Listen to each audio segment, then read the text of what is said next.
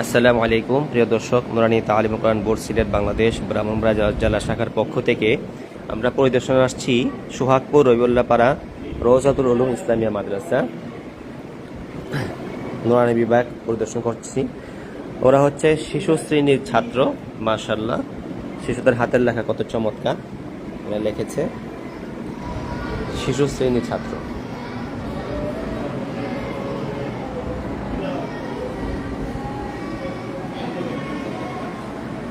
এটা একটা শ্রেণী।